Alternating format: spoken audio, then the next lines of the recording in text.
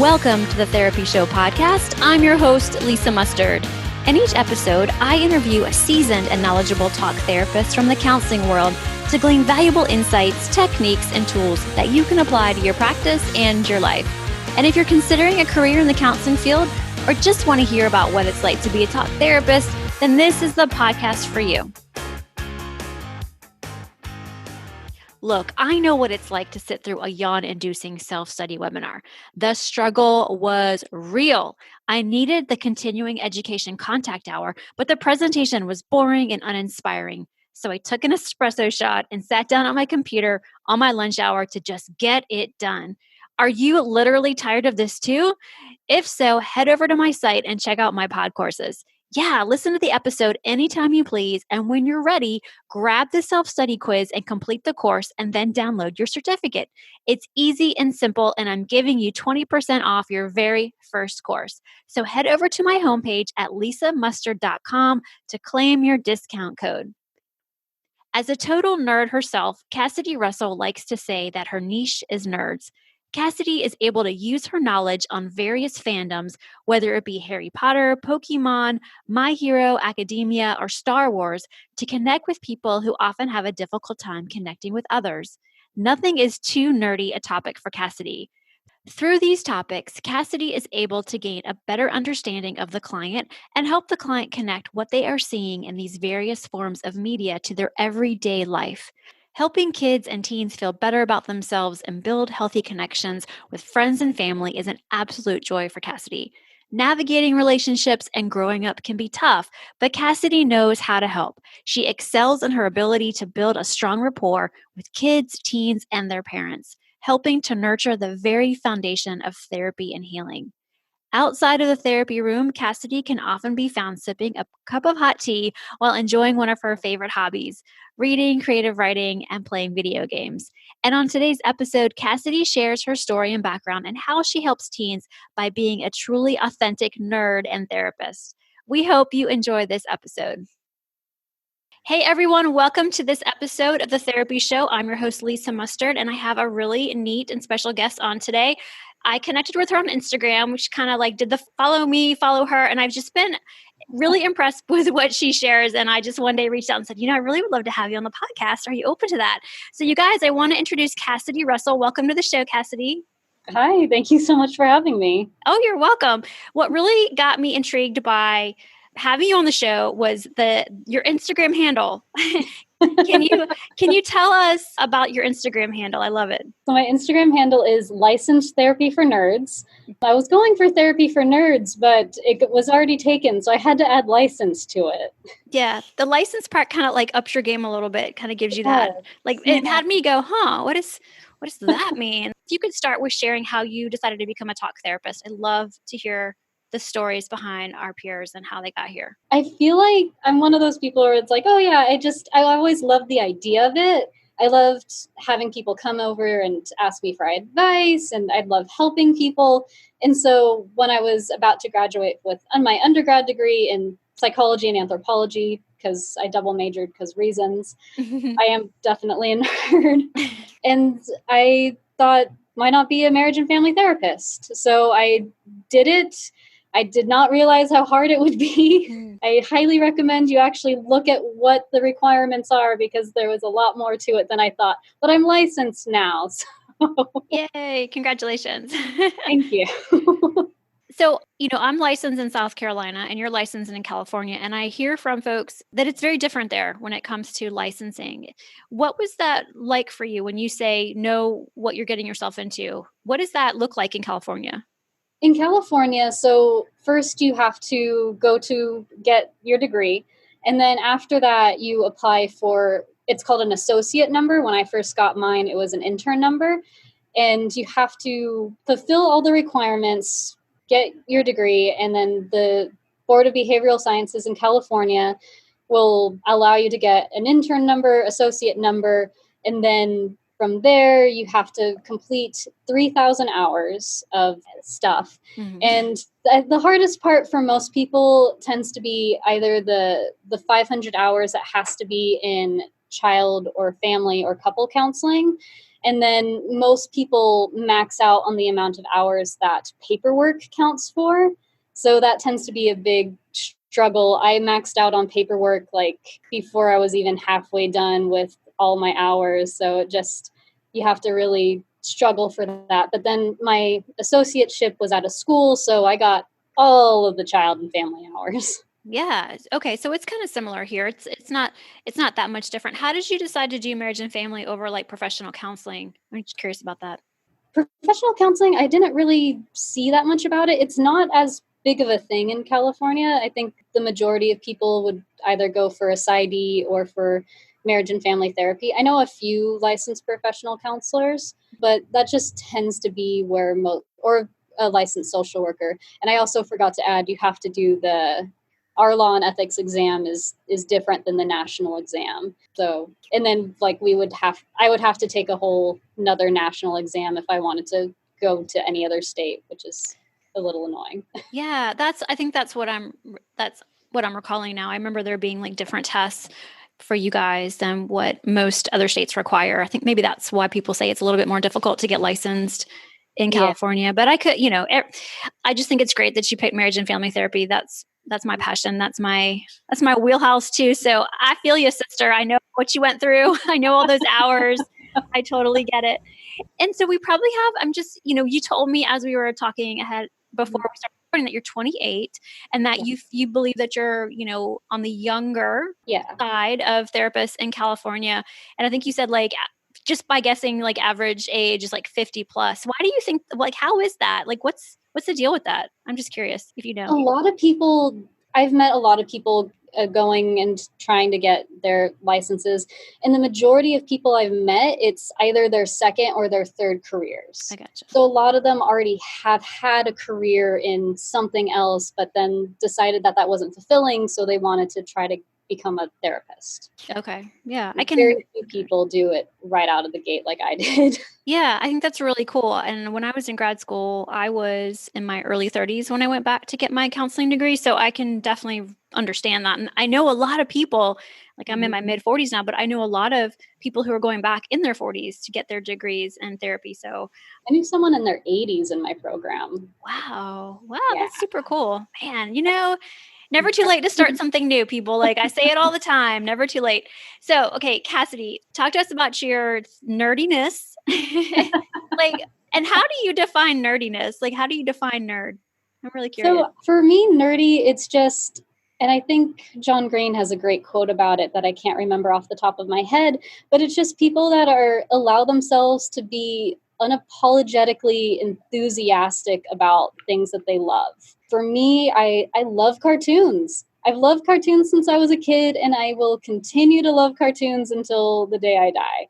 So That's it's awesome. in a lot of my YouTube videos, I provide psychoeducation through nerdy topics. So I'll talk about something to do with a psychology topic while linking it to a cartoon. Like I did narcissism and Coraline. Oh, that's good.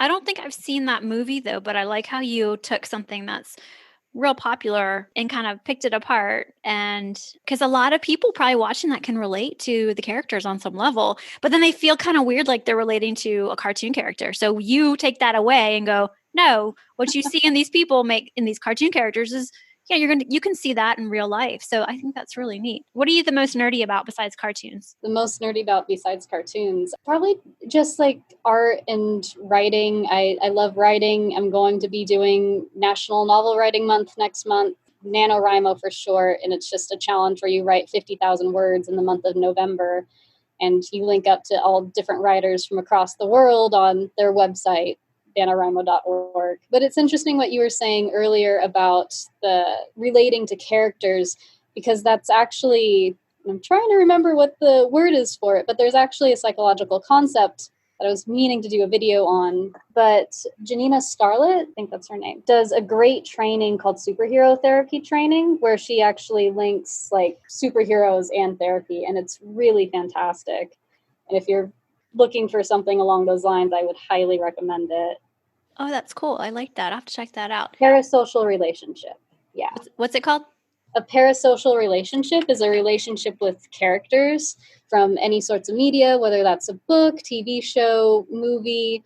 And it's relationships that you have with characters that they aren't real, but you can still feel connected to them. Yeah. After I finished graduate school, I worked at the College Counseling Center at the university, and I had some clients that was a theme for them. They had a hard time kind of fitting in at the university level, but they had great, like they would talk about these characters that they really related to. And it was really, I love working with them. And part of the work I did with them, I think, was helping them kind of socialize themselves a little bit on the college campus. But can you talk about how you use the nerdiness or relating to the characters in your therapy? Because you work primarily with teens, right? Yes, I do. Okay.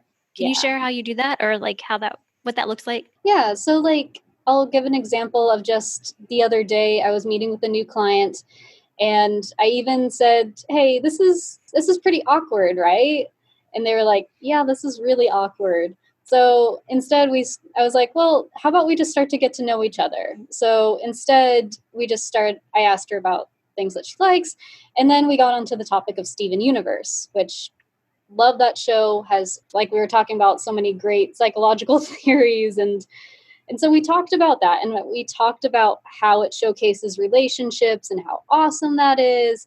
And then, like a half hour into the session, I looked at her, we kind of hit a lull, and I was like, "So is this still awkward?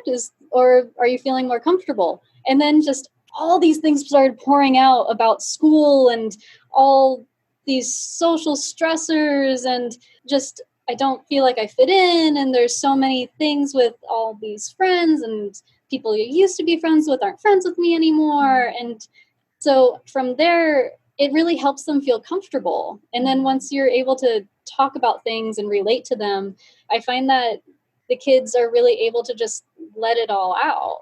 Mm-hmm. And plus, it's also, when you're working with teenagers, they're in that stage of their life where they're trying to find who their authentic self is. It's that Erickson stage of development, right?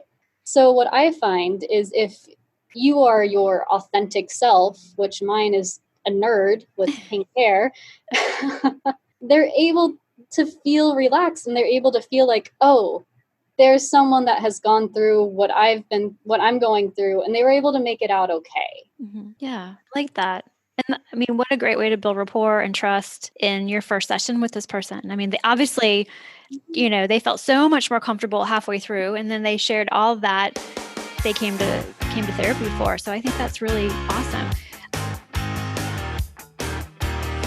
This episode of The Therapy Show is sponsored by my favorite fitness apparel, Zaya Active.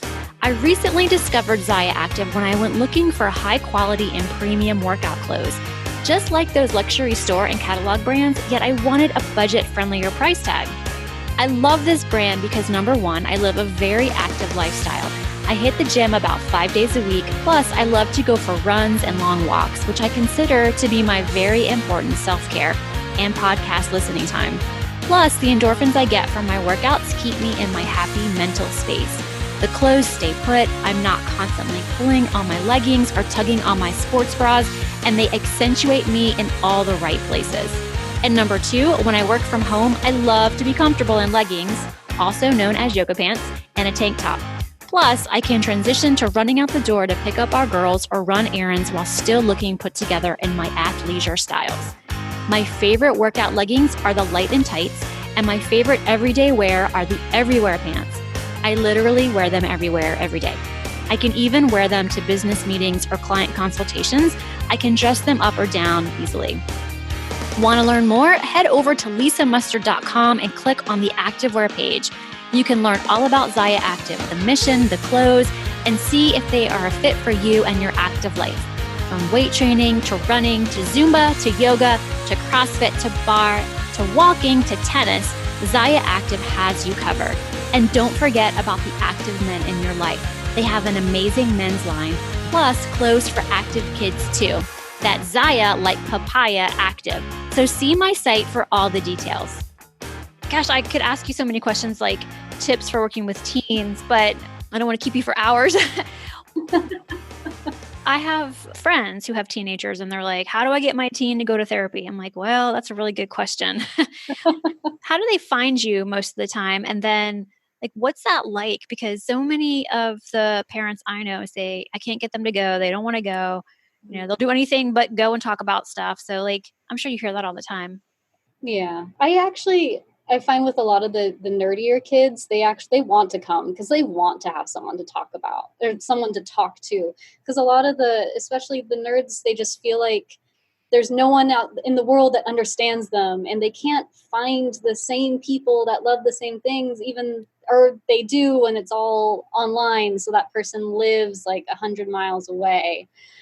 So what I find is a lot of the kids that come and see me, they want to talk about these things. They want to talk about Steven Universe to someone that would understand the show and its meanings. They want to talk to someone about D&D and how awesome that last session is and all that kind of stuff. I do have the Psychology Today profile. I have my website's probably the easiest one because that's where literally everything is, and it's just therapyfornerds.com. Tried to keep it really simple. That's awesome. I bet people Google it and they find you, therapy for nerds, or Yeah. I bet that happens. That's smart. I love your marketing. I just love I love how you've positioned yourself.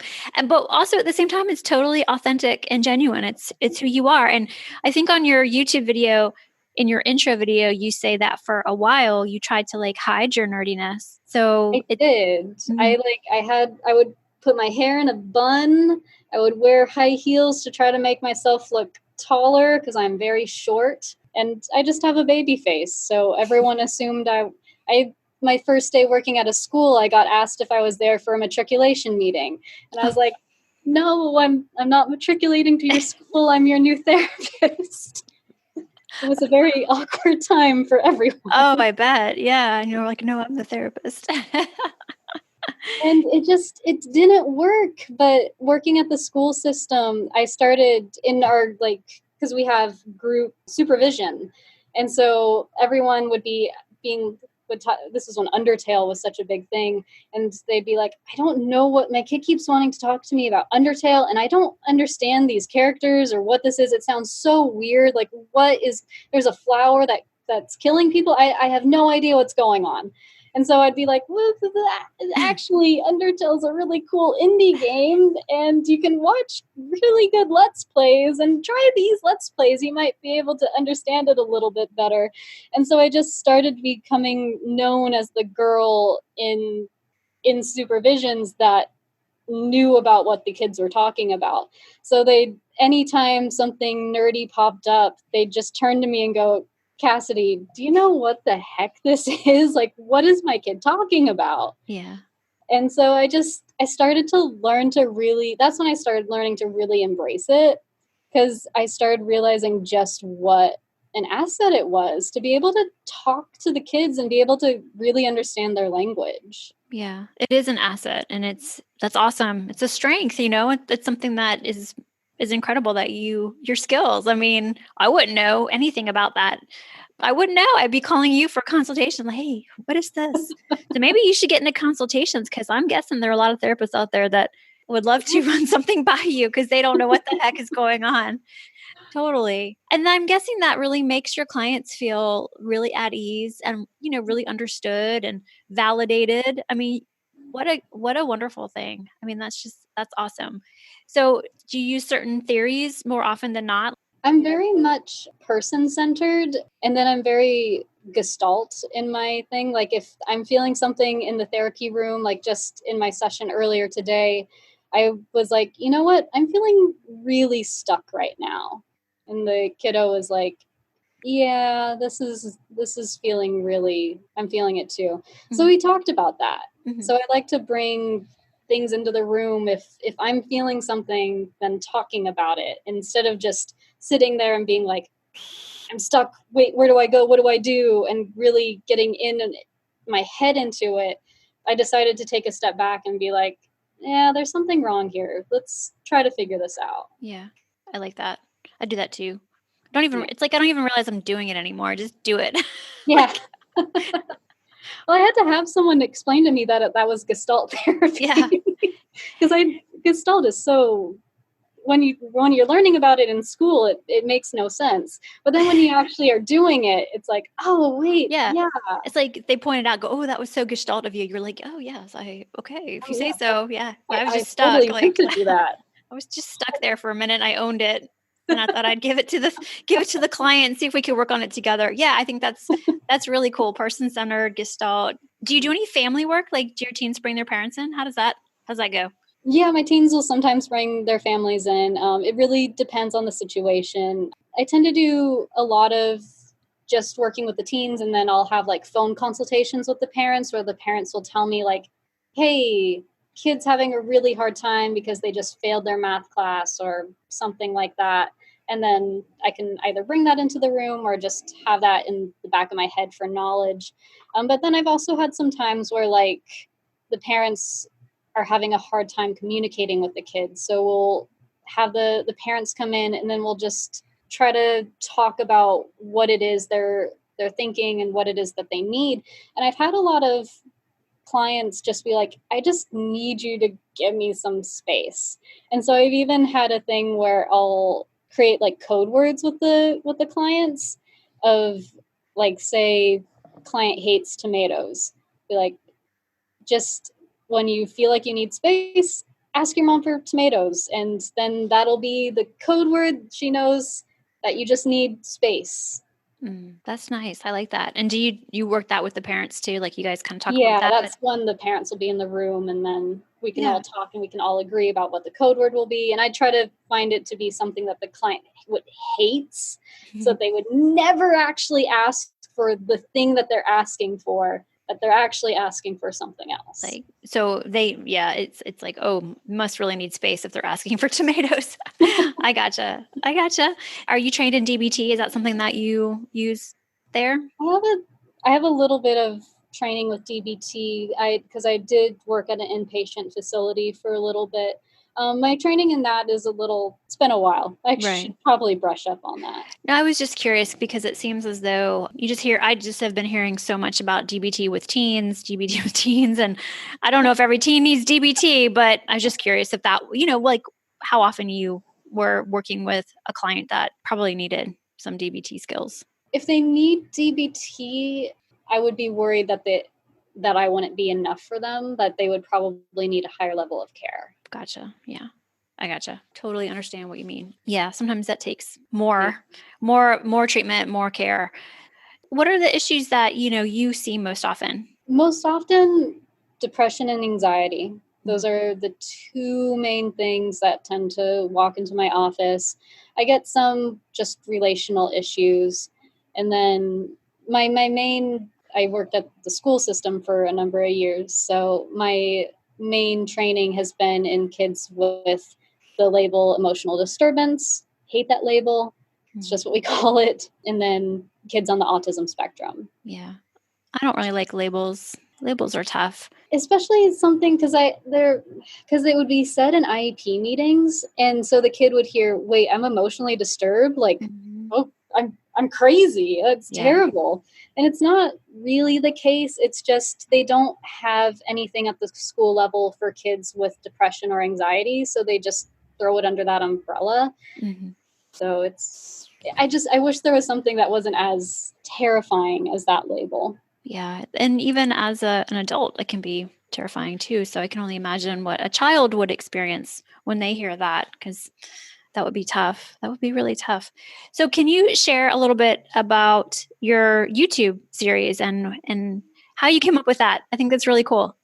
Oh, thank you. So I really love watching video essays on YouTube. It's one of my favorite pastimes. Again, very nerdy. And I was thinking about things like, because I was like, I could do something like that. That sounds really cool. And I could add my own spin and flavor to it.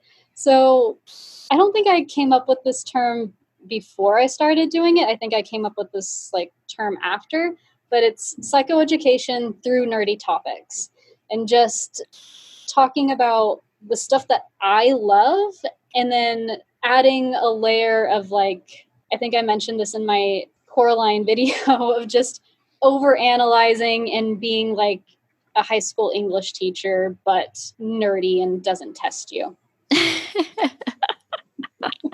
Man, I know exactly what you're saying. That's awesome. What's a great way to describe it? Have you gotten clients, you think, from your videos? You think people reach out to you? I'm still working my way up with that. So I've had some clients that say that they've watched my videos and that they've really enjoyed it and brought that a little bit into sessions. But yeah, right now it's just a fun hobby that I do. Yeah. Well, I think it's great because it's a fun hobby. It's like what you're passionate about, what you love, and you're good at it. I mean, if you guys got to go check out it's Therapy for Nerds. Therapy for Nerds YouTube channel. Go subscribe. She has some great stuff on there. It's really interesting. And you get to see her, her young face. Do you do any work outside of California, like on a different level? Like, do you coach, or is it just you just started doing therapy? I just started doing therapy. And unfortunately for California, we're not allowed to do therapy outside of the state. Right. Okay. I gotcha. Yeah, we can only do therapy with people that are in South Carolina, and that's it. But I just was curious because, coaching is a whole different ballgame. I was just curious if you did any coaching or anything like that. Yeah, I haven't looked into coaching, but yeah. Okay. Might be worth it. Well, cool. Well, is there anything else you want to share before we say see you later? I guess just, follow me on YouTube. Yeah. Subscribe on YouTube. I have my outro of like, comment, subscribe, all that other YouTuber-y stuff. Yeah. And also on Instagram. I love what you share on Instagram. You have some good posts on Instagram. Well, thank you so much for being here today. Oh, and your website. Tell us your website one more time.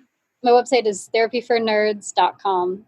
Okay. And Instagram is definitely the way to go because I'm the most active on Instagram. Okay. And they can contact you for learning more about your services through your website. Okay. Yep. Gotcha.